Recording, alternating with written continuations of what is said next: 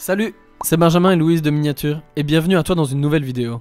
Aujourd'hui, on te montre comment on a construit les murs et la toiture de notre tiny house. La première étape, c'est de choisir les ouvertures. Dans notre cas, on a voulu récupérer des châssis en seconde main. On en a trouvé du côté de Namur, chez Croisade Pauvreté. C'est un endroit où sont stockés plein de châssis neufs qui n'ont jamais été placés suite à des erreurs de mesure ou de commande. On avait une idée vague de ce qu'on voulait, mais on s'est aussi adapté en fonction de ce qu'on a trouvé.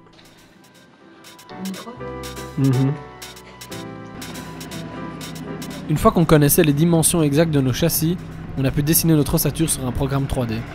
On n'est pas expert en ossature bois, mais en se renseignant un petit peu, on a compris le schéma classique. Chaque montant est écarté de 59 cm pour des raisons de solidité et parce que c'est plus pratique pour la pose de l'isolant.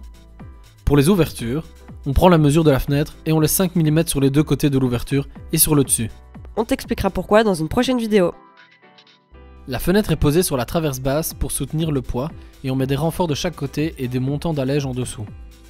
Au-dessus de la fenêtre, on met un linteau sur la traverse haute. Pour ça, on utilise nos SLS, mais dans l'autre sens, et on le double. On n'oublie pas d'isoler entre les deux avec du chanvre. Une fois l'ossature dessinée, on passe à l'action. Pour que ce soit plus clair, on construit un mur à la fois. On découpe d'abord tous nos SLS aux bonnes dimensions en s'aidant d'un plan et d'un tableau. Avant de visser, on présente nos bois afin de simuler la construction du mur et pour voir si tout est juste. Puis, on assemble en mettant des cales en dessous pour s'assurer que tout est sur un même plan. Comme pour le plancher, nos SLS mesurant 3,60 m et la tiny 6 m, on a fait nos murs en 3 parties. Une fois nos murs construits, on a décidé de les solidifier et de les trianguler à l'aide d'écharpes. Quoi? Je vais faire des poules. Putain, ça va. Ah, le route. Pas besoin de vis. Pas besoin de vis. Ça, c'est de l'assemblage japonais. Ben, déjà 7 employés. Ça grandit vite. Pas trop de curve de bière, c'est gentil.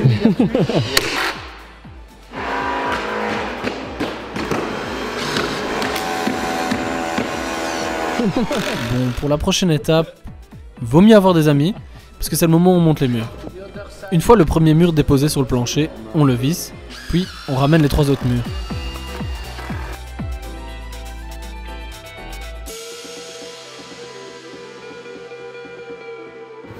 Maintenant on pose le pare-pluie en commençant par le bas, de cette manière la goutte d'eau n'arrivera jamais à rentrer à l'intérieur.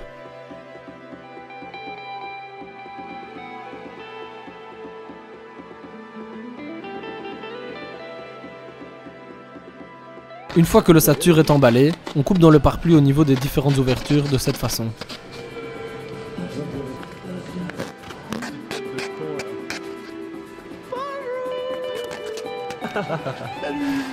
Énorme, il y a trop d'objectifs, on ne sait plus où regarder.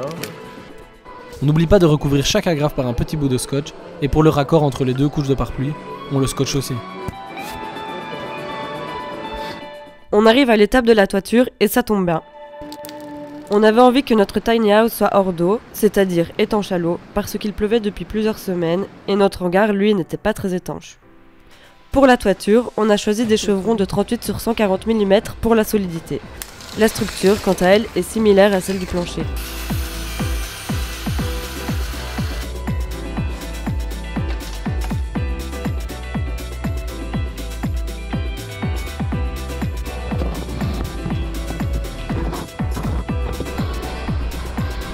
Pour mettre l'isolant, c'est très simple. On remplit tous les trous dans les murs avec du chanvre, comme pour le plancher.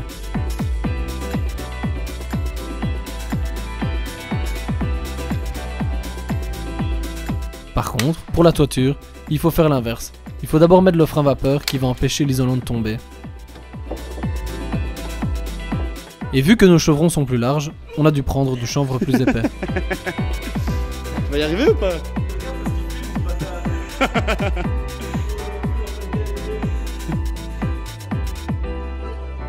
Bah voilà. Maintenant que tout est rempli d'isolant, on peut refermer le toit avec le pare-pluie et les murs avec le frein vapeur. Pour préparer l'arrivée des châssis, on rabat d'abord le frein vapeur et puis le pare-pluie contre les montants. On le scotche bien, surtout dans les coins, pour s'assurer qu'aucune goutte ne s'aventurera dans notre isolant. C'est bon, ça tient. Ça tient. Et voilà, c'est déjà la fin de cet épisode. Oh. Mais on revient vite pour la prochaine étape, le bardage. Alors si cette vidéo t'a plu, pense à t'abonner et à laisser ton like. Et si tu veux en voir davantage, on est aussi sur Facebook et Instagram. Bisous bisous.